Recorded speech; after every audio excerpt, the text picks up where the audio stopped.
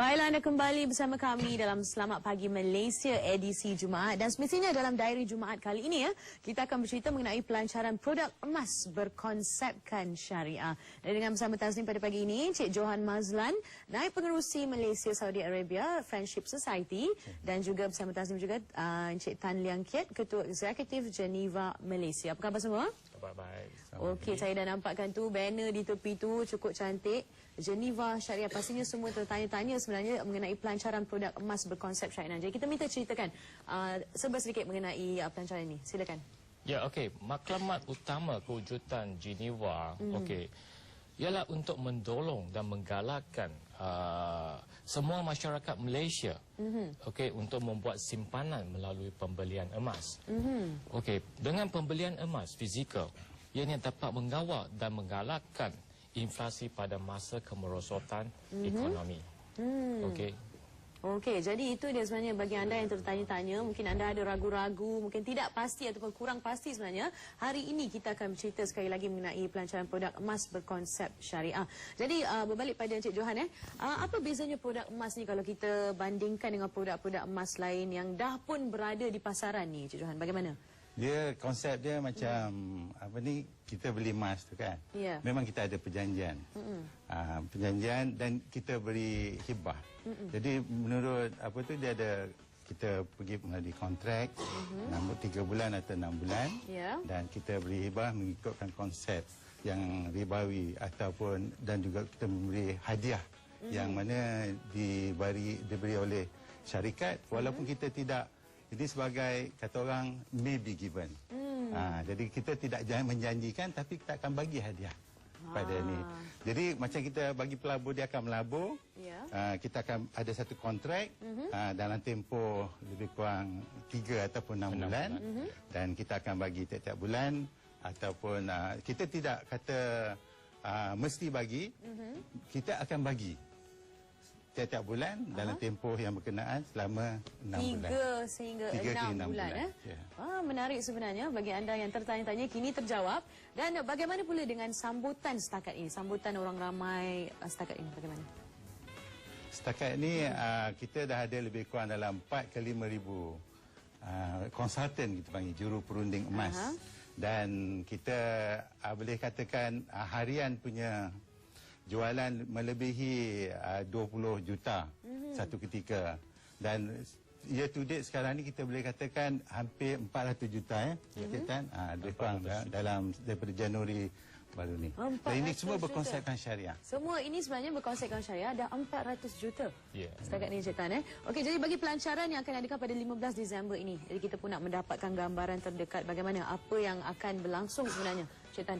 Okey, pelancaran syarikat kami yang akan diadakan pada 15 hari bulan Disember tahun ini pada pukul 7 malam di Hotel Crown Plaza Mutiara Kuala Lumpur. Pada hari itu, pelancaran itu akan dilaksanakan atau dilangsungkan oleh tetamu istimewa kita, iaitu Duli Yang Maha Mulia Sultan Sri Paduka Baginda Yang di-Pertuan Agong Malaysia. Dan kita berada satu tetamu khas kita juga, iaitu bekas Perdana Menteri kita, iaitu Tun Dr. Mahathir Mohamad, akan memberi sepatah dua ucapan beliau tentang kepentingan emas di kalangan masyarakat Malaysia.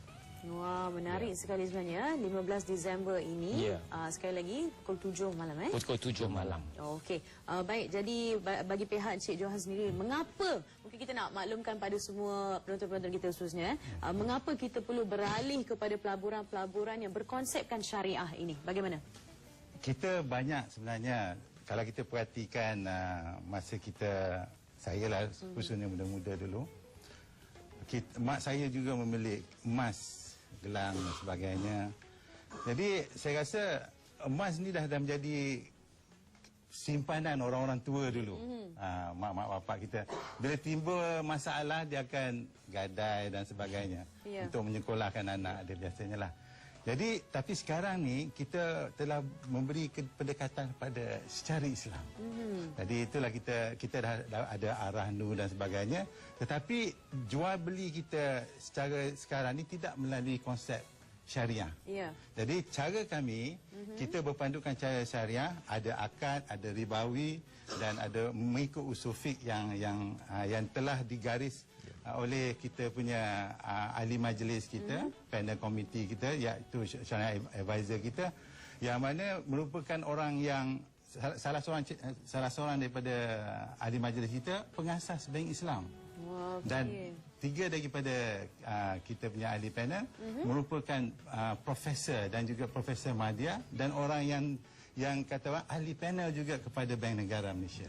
Okey, baiklah, itulah dia. Inilah cara pendekatan. Jadi kita sekarang, kalau kita tengok dalam keadaan sekarang ni, banyak orang simpan secara tradisi macam simpanan, fixed deposit dan sebagainya.